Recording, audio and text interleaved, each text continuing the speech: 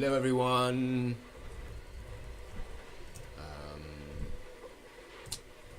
Go. I think we're good to go. Hope you can hear me. I've got some 3D printing going in the background, but that's okay. Because today it's time for more world building. That's better. And unfortunately, I'm battling a cold and losing. So we're going to see how well I can keep this going. And just continue on with our stories of world building, our topics of world building, because today we're going to talk about sex. That's right. It's going to be exciting because this is an aspect of your world. There's a lot of things to think about when it comes to this, and at some point, I mean, it's worth digging into. So let's talk about this, and there are obviously a lot of aspects to it, and we're going to try to keep this sort of reasonably PG-13. We're not going to go into too much detail about stuff. We'll try to keep it something where it's fairly reasonable, as PG-13 as that can be. Maybe light R? I don't know. So there's the obvious questions of is sex necessary for procreation? So you have a fantasy world. So the main question is, are you going to keep current known models of procreation for your models of sex? Does it work the same way in your world? It doesn't have to.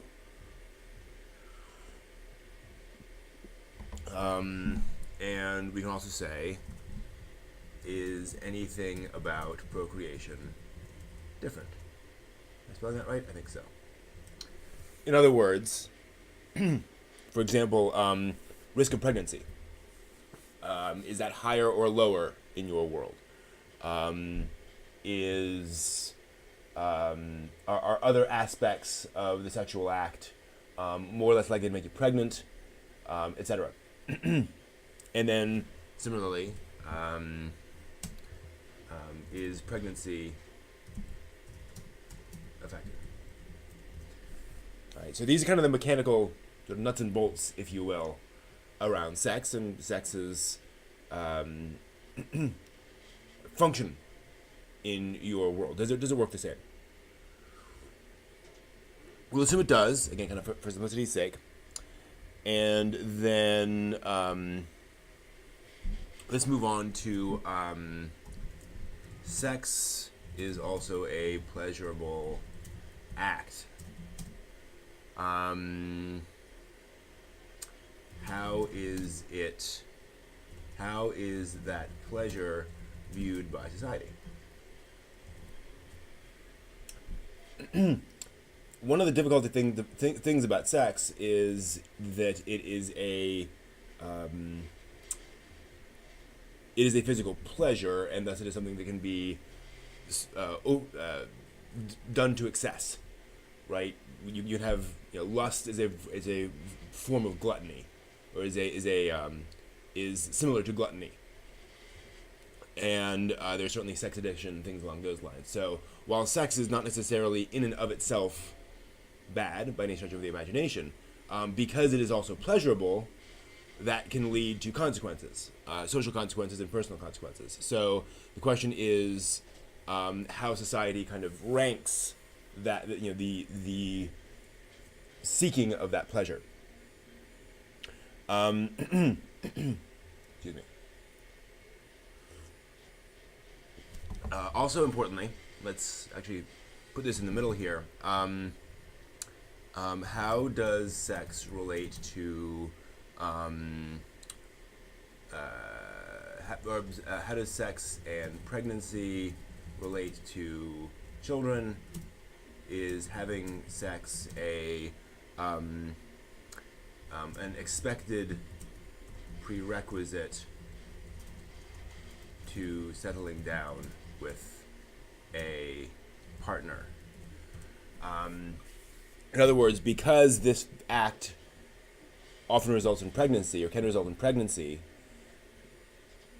and because pregnancy, until modern pharmaceuticals, generally results in a child, society generally tends to create some boundaries around that to say if you are engaging in this act with someone else, you should be committed to raising the child that results of it, frankly, and thus in connection with that, if you are engaging in this act in a way that is not, and then a child comes of it, and you do not sort of take responsibility for that, then that's a negative, and you're punished, right? So, and this gets to something I think really important. I think people get really hung up around how sex is treated in society, without thinking about what society would be like without those reactions to sex. Without thinking about, well, why might a society have these structures and roles around and beliefs around what sex means? Maybe there's a reason for that. Maybe it's been corrupted or taken to extremes, but usually there's something behind social pressures and social expectations. So first off, do those mechanics result in pregnancy in the same way? And then how does society treat somebody who is engaging in this act that can potentially lead to pregnancy? But then also, what about the pleasurable aspect of it, right? What do you do?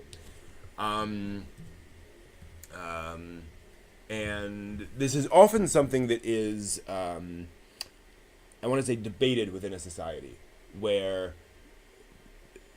there is rarely one uniform social view on sex and sexuality in a society. There's a spectrum, and the center point of that may shift over time, but you'll see extremes one way or the other. Hey, Doomarine.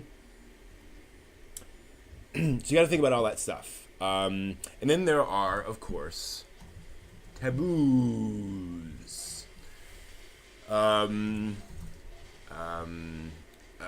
We're going to say mechanical, social, and personal. Mechanical taboos are taboos around sex that can potentially create obvious problems in society. So like the incest taboo, to get a little more R-rated, I'm not going to define it here, is intriguingly is pretty much universal across cultures. It's fascinating how it's very hard to find a culture that does not have an incest taboo at some level. But and that is for reasonable genetic reasons. What gets interesting is to what level it is enforced. So, for example, in the Middle Ages, the Church often would, like the Roman Catholic Church, for a while insisted that anything up to, I think it was the 6th or 7th connection, so like a 6th cousin could not, marry, if you will. And arguably that was because, the nobles were the ones doing that to maintain bloodlines, and that was a way for the church to prevent nobility from taking over things, if you will, from gaining too much power. Villagers had no problem with this, but it was the nobility who were intermarrying, usually not to a very close degree, although that did happen sometimes.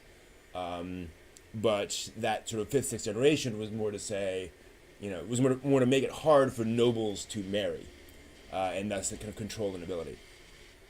So it wasn't really about the genetics of it, if you will. So there are those sorts of taboos around, well, it's just isn't a good idea, sort of mechanically.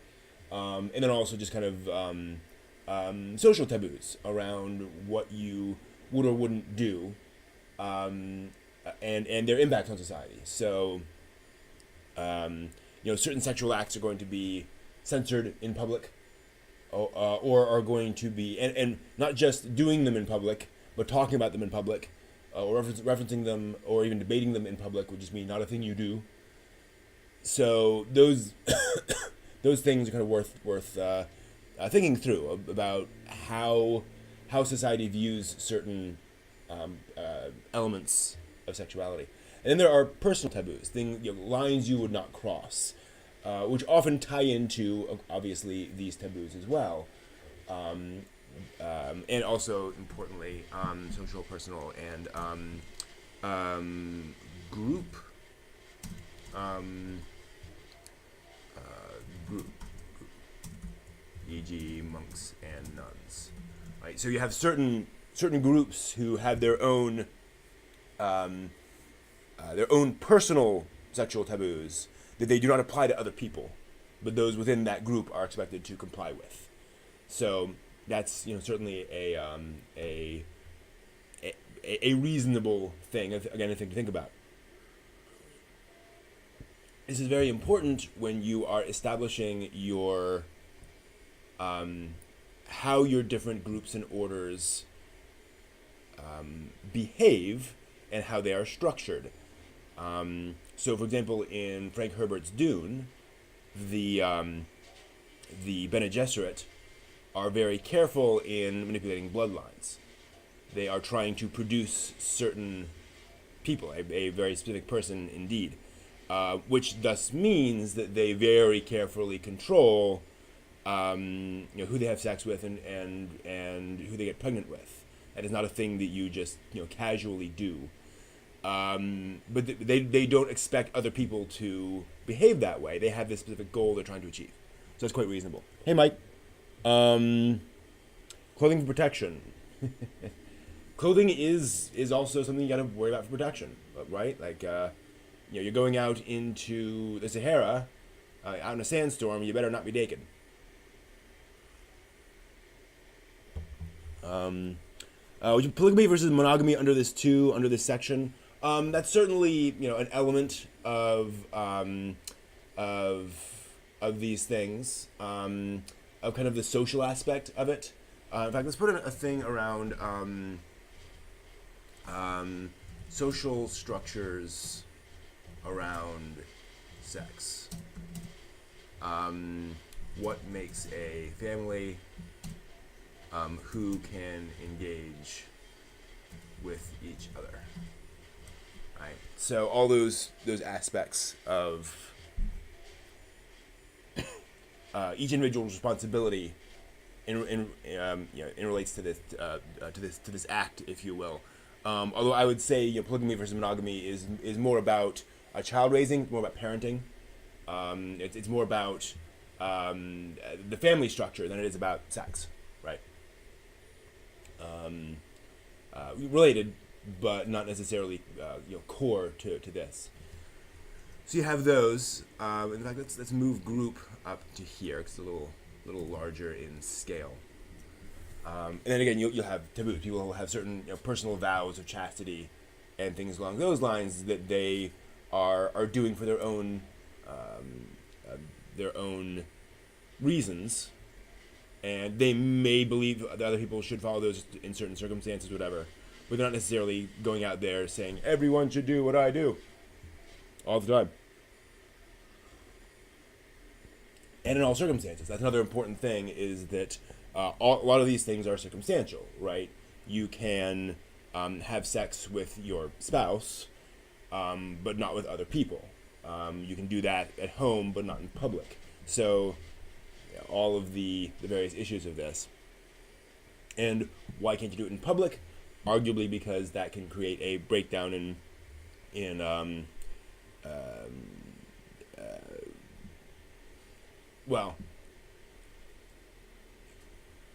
partly because it can create it's distracting, is basically the reason I believe that one of the reasons we don't want to do that is because then people would be doing it all the time.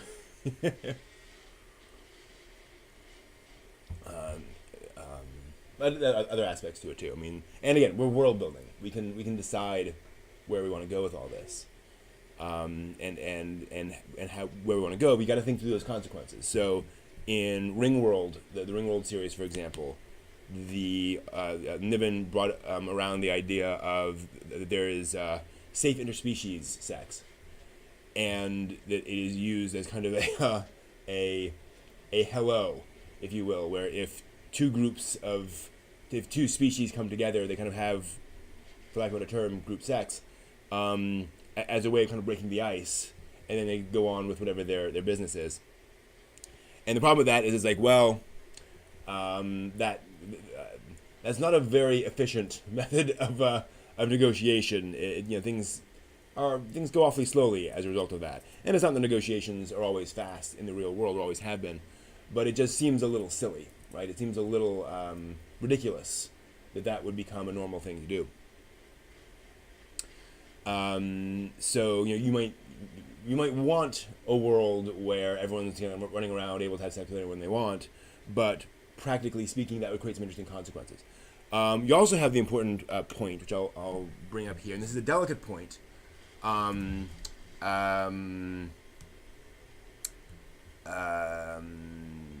Children, I'm going to put here, children generally don't generally don't understand sex. By that I mean that there seems to be a certain inbuilt thing in children that they, even if they witness that act, they just don't quite grasp it until hormones kick in. It's just kind of a thing adults do. And they may be curious, they may play doctor and things along those lines. But generally, children just don't get interested in that until puberty. And so if it's happening all the time, it can be kind of confusing to kids, and it can be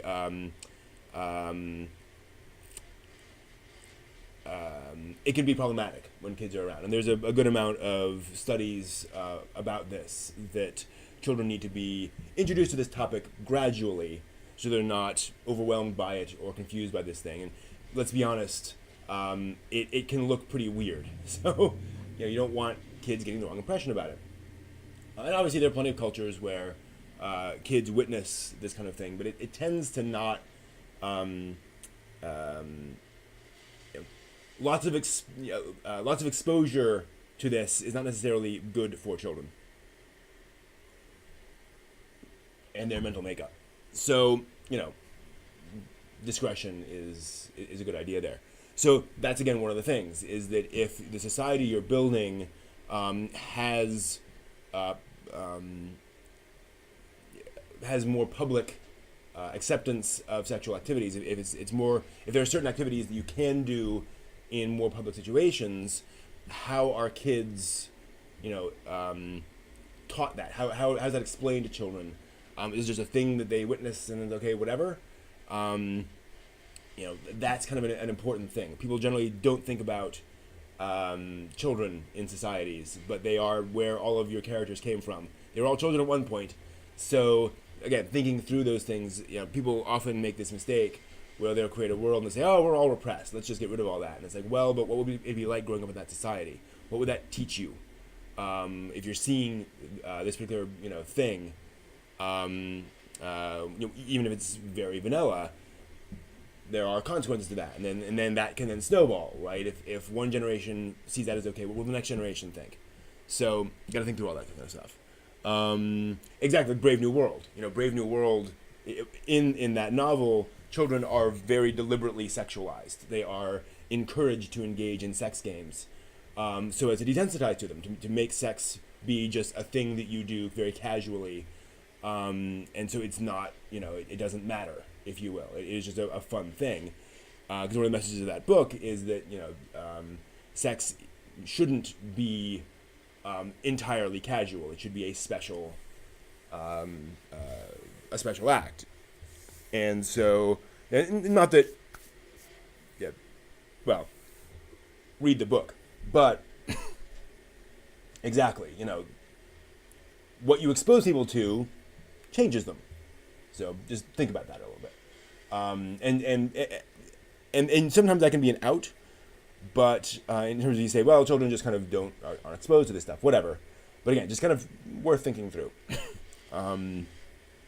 And then just kind of how children are exposed to that. And then, of course, obviously,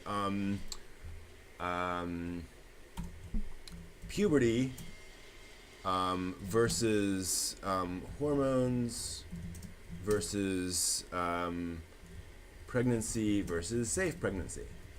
Right? So there's this interesting difficulty built into Utopia and Dystopia. I love that book, Brave New World. There's this interesting tension dynamic built into our bodies and general modern civilization, which is that puberty hits us, and actually puberty is hitting civilized humans earlier and earlier, which is interesting in its own way. But puberty hits us at an age when it is not yet very safe for girls to get pregnant, right? So if puberty hits around 12, 13, you really don't want a girl getting pregnant at that point. So this creates this weird zone where where kids become very interested in this thing that's actually physically dangerous, like to the participants, at least one of the participants.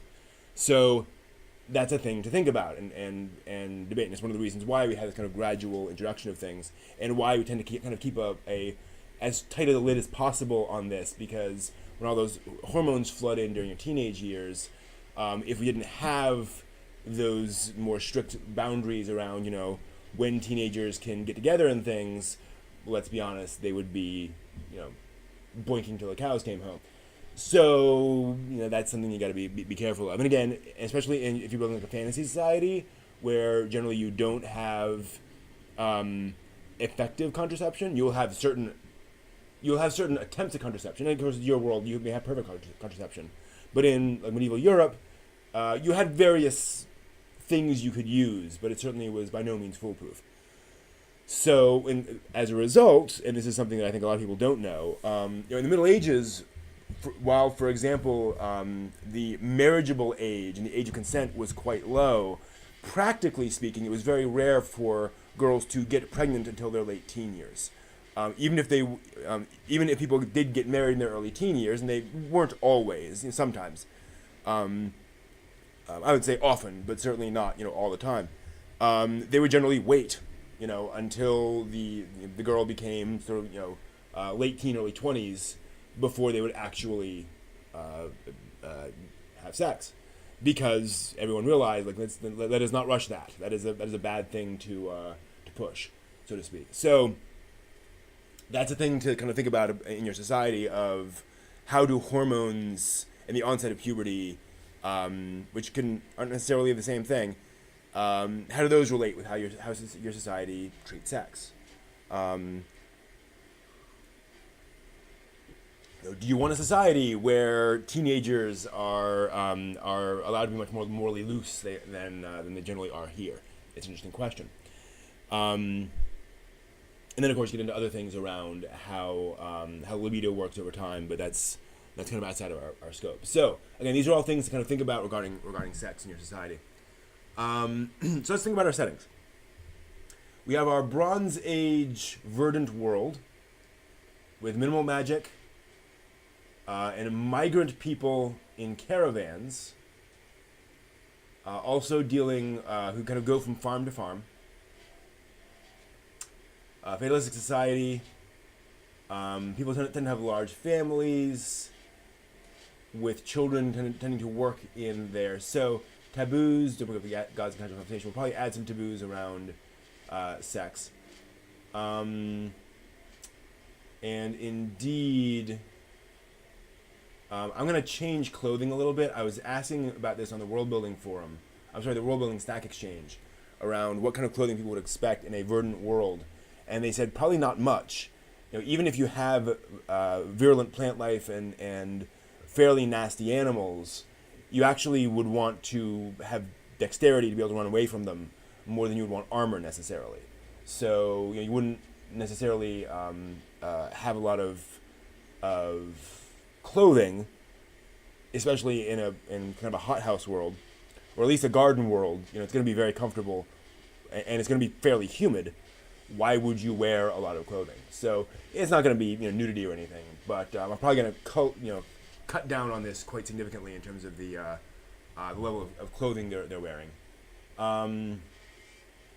But let's see here. Let's go to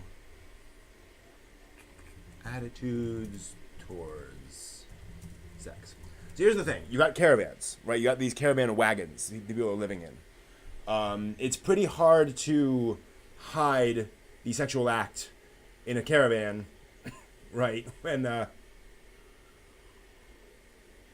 your entire family lives in it. Now you can, tell the kids to leave, to go run and play while you get about making more kids. And that may be what happens.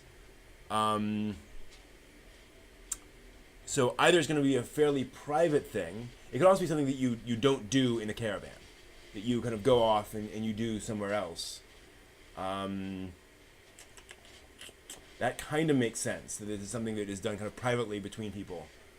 Or that maybe be something more for the other world. So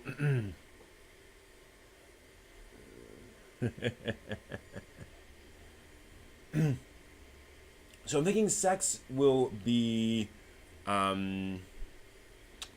We have a very verdant world, so I'm imagining fairly free attitudes towards sex and sexuality, in the sense of people recognizing that it is a thing. They're not going to be that repressed about it, so to speak. But it may be seen as a very sacred act, something that you do, and that is recognized as pleasurable, but is relatively controlled. You're not doing it every night, in other words, necessarily. So maybe we go that direction, especially with a fatalistic society. Again, you have a lot of plants, you have a lot of fertilization going on in the world, so that would certainly be something people are very used to, and you tend to see a lot of that in these cultures. Excuse me. I have my kind of internet TV personality on here,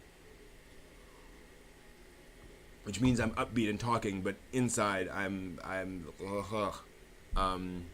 barely holding together. So we're gonna say the sex act is treated as a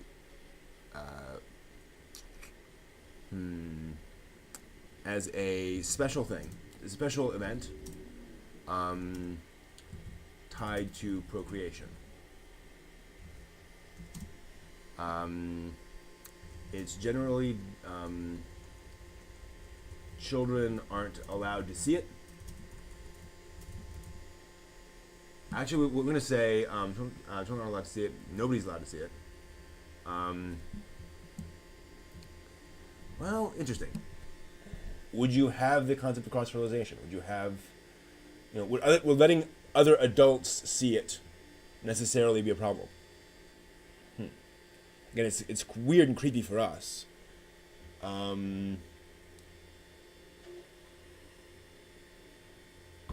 in a verdant world, that might be not strange. The issue is like the act is personal. Like there's nothing, it's kind of hard to imagine somebody else doing. And so why do you have somebody kind of sitting there staring the whole time? It's kind of uncomfortable. Starting a new job, working on you hard. They're not actually. The new job is great. I was traveling a lot, and I think I just caught a bug. So yeah, no, I'm loving the job, but I think it's also just I'm now exposed to dozens of new people in a new building, new environment. So I probably just necessarily got exposed to some new germs in that building, and I caught one. Such is life. So I would say, it is an intensely private act. Being seen while having sex is believed to negate pregnancy. So you can't get pregnant if someone sees you doing it.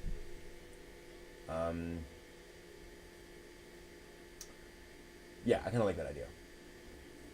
I think it's also going to be kind of private. elsewhere, but still. So,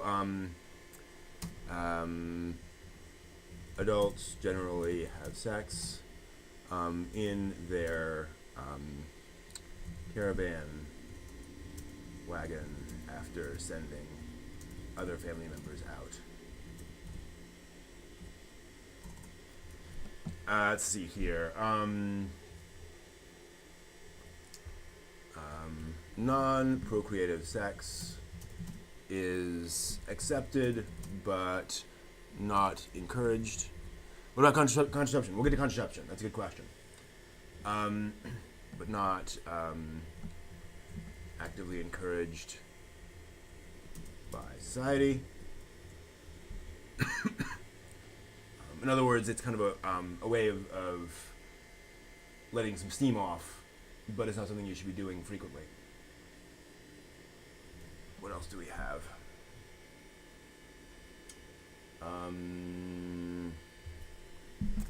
Sex is assumed to be a precursor to childbearing. If you have sex with somebody, you are going to raise a child with them.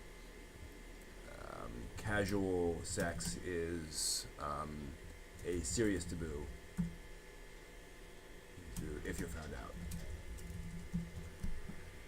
And of course that creates all sorts of interesting social situations where that's going to happen, but it's going to be seen as with great approbation and great problems. And you got all these people who are living and caravanning around together, so it's pretty likely. So that may be one of those social issues that is seen one way by society, but is at odds with the practicality of how society has evolved. Bastard children. That's a good question. So,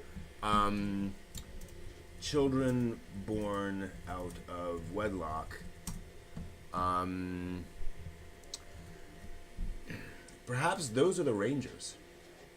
Perhaps they're the ones that are cast out and cannot belong to a caravan. Are cast out and generally work as rangers exploring the wilderness, though some do end up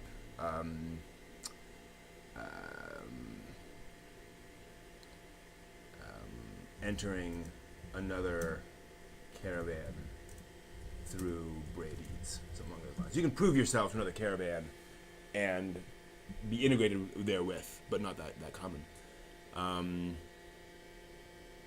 Yeah, I like that. I think that's one of the that's one of the kind of social punishments, that if you do have sex outside of wedlock, that child you must be ejected from the community. You will not be able to live with your child unless you decide to leave the caravan yourself, which is unlikely. So that's a good lever, socially, to enact on people. Okay. Let's see here. Society. These activities can get quite extreme, but as long as it's what's the term? Sick. As long as it's consensual, pretty much anything goes. So there's not much sense that if you are into bondage or whatever, that is weird and creepy. That is just what you're into. Again, another way of letting off steam. There's not much gradation there. Let's see. But then just don't show it in public. Don't mention it in public. So sex as pleasurable act, and especially around puberty. So I think teenagers are carefully observed and controlled by their parents and other adults in the caravan.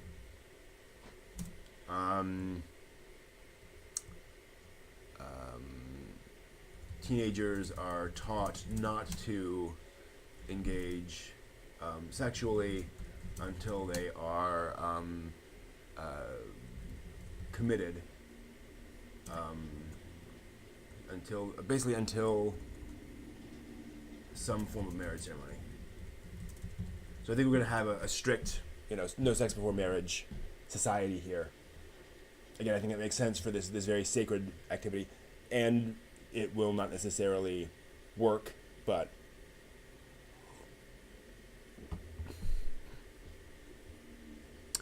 right, exactly. If somebody finds out that you have this kink, they'll be like, "Oh, okay, whatever," weird, that interesting, but they're not going to say, "Oh, how dare you," right? It's just as long as you don't, like you say, as long as you don't go around touting it. And so there might be some fun little things where you kind of,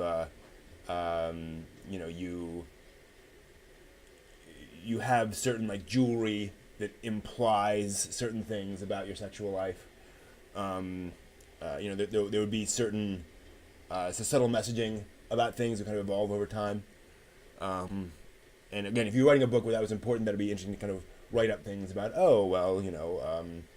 a pierced right ear means this, or whatever, or wearing, a glove on one hand means that. That's certainly a thing that's very, very common. There, in I think San Franciscan gay culture, there was a thing of scarves, and scarves in certain pockets meant certain things. So you got that. So you got a lot of policing. So children basically live in a sexless world in a sense. It's kind of kept away from them.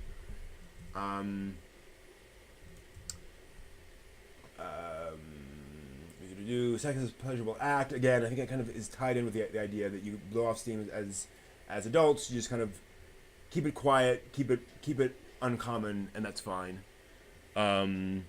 Right, like you have ownership collars in the real world, things like that, equivalents to that. Although that even something like that would probably be a little bit too much to these people, perhaps, but maybe not. And again, if you have a society with where people aren't going around wearing a lot of clothing, simple, minimal clothing, not minimal in the sense of very little, but minimal in the sense of they're not all walking around wearing Speedos and bikinis, but you're not going to have a lot of options in terms of advertising that without kind of standing out from the crowds. That'd be kind of interesting of how subtle you can get with some of these things. That'd be interesting. Tattoos, etc.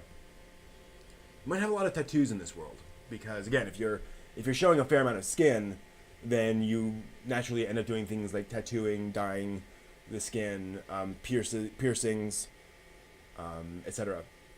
So that might be a little more common. Various tattoos, not just sexual ones, and certainly not sexual ones. That would be very gauche, but you might see a lot more tattooing in the society. So I think we kind of covered a lot of things. We wanted to make sure we talk about, as you mentioned, contraception. So we're gonna say, as a result of this, contraception is rare and inconsistent. People tout all sorts of tinctures, potions, creams, and other surefire contraceptives, but none of them work consistently. So some may be a little more effective than others, but I think it's one of those things where, what do you do? How do they get tattoos? Oh, tattoo's easy. I mean, that's basically a burning stick. There's your tattoo.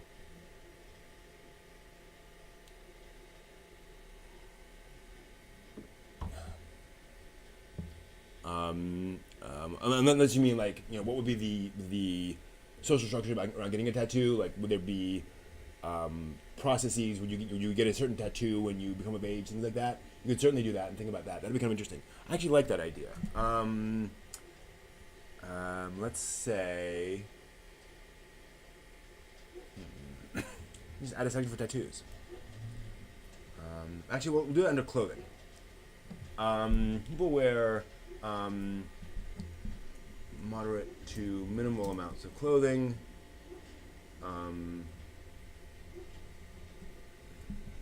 Mostly head wrap, made naked, no accomplice. Again, in this society, I'm having a tough time imagining women covering their tops. We'll say women, women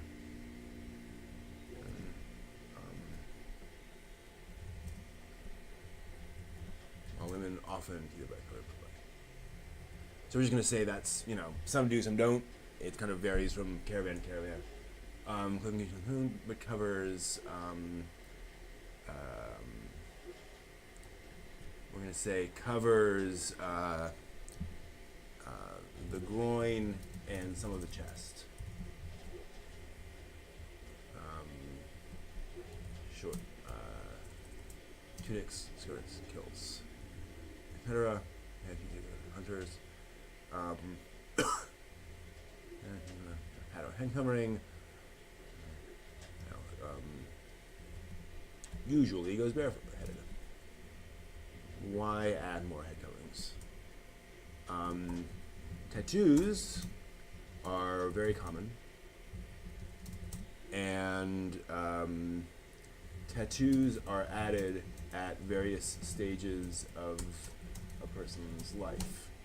Coming of age, marriage, etc. And again, we can kind of dig into that and think more about that.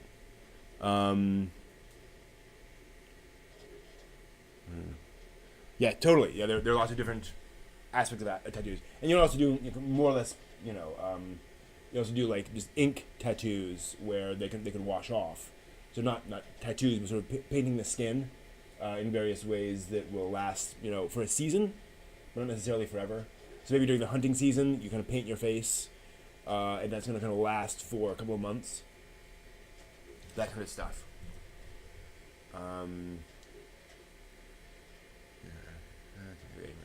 Okay. So we're almost out of time. Let's talk about the communist ranches. So here's a thing where I think attitudes towards sex. Whoa. No.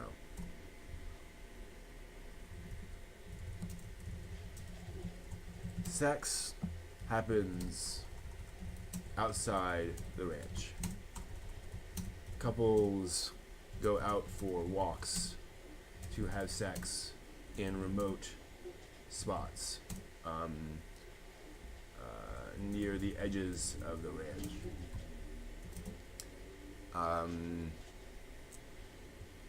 If you come across this, you pretend you didn't see it and walk away. But it happens a lot. But it's the couple is rarely surprised. Sex is so we're gonna make this a somewhat more open sexual culture, where again you don't do it kind of around other people. You kind of go outside. You kind of find a spot somewhere to do it. Again, someone might stumble across you, in which case you just okay, whatever, and you kind of part ways. But then also in that case, you can kind of be a little bit more wild, a little more inventive, a little bit more weird out there, because it's kind of expected that you're being treated as though you're in private. This means children often go through a phase where they realize this happens, furtively spy on it, then get thoroughly disgusted, until they enter puberty. Part of the walkabout ritual. So we talked about in this society, because everyone lives in these ranches where everyone's living together. When you hit your teenage years, you go fishing, meaning that you literally carve a fish pole and you leave the ranch for a while and kind of wander around the nearby world, and fish and wander through various communities looking for a spouse. And so I think during that, there's going to be a certain amount of sexual experimentation. It's kind of expected that you engage in that. So we're going to say, actually, part of the walkabout ritual is fooling around sexually with your potential partner and seeing if you're compatible. Again, this would happen away from people, but I think that's just going to happen. People are going to go around and kind of mingle in that way.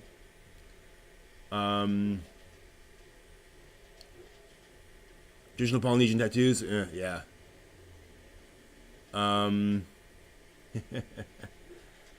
Yeah, I mean, there's quite a bit of. I think the Aboriginal tattoos are also pretty nasty. So it's one of those things where they were not meant to be pleasant. They were a important social thing, and you dealt with it. So I think there's going to be a certain amount of sexual experimentation as a teenager. That's just kind of normal and expected.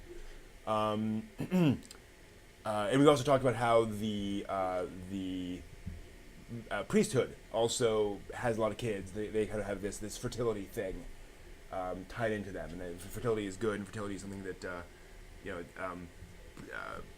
priests are expected to have a lot of kids because it means they're fertile, which means they are blessed by the gods. So I think I like that. In general, you can engage in whatever. Let's go a little different here. Pretty much. Well, sexual. Well, no. However, I want to go something different than with the pleasure we had before. This also creates. Maybe there's some religious issues around the pleasurable aspect of sex. So I don't want to copy what we were doing in the other area where it's like, as long as it's fine for you and you're consenting and you're not flashing it around, it's fine. I'm gonna say a strong contingent believe that sex should be a wild. Should be wild and incredibly, powerful, while others believe it should be reserved for procreation. So I think society is much more divided on the question of sex for pleasure. I think some people take it too far, and they'll wander out and they'll spend hours out there, having sex in every position imaginable, and they'll do that every couple of days, and it's like, okay, chill. And some people think that's totally cool, and that's a thing you can do. That's totally fine. While others think that's being kind of crazy. Nice. So, okay, we're just about out of time. Again, kind of had to rush through a bit of the stuff for setting 2. But I think that gives us some idea of different attitudes towards sex. Again, we could go back here and dig more into things around what makes a family, although we kind of dug into some of that already. We've already talked about how children are kind of introduced to that in a weird way, and how that's dealt with in terms of teenagers and such. So I think it's a good place to start with that. We can always come back and revisit it more, but we have some idea of how these are different. All right, that is it for the sex episode. Apologies for being, coughing and all that stuff. If you're watching this live, stay tuned for a few minutes. I'll be back with Workshop Wednesday. We'll be painting some D&D minis. Thank you all very much for watching. Until next time, hope you create some more stuff. And we'll be back with more world building segments next week. See you then.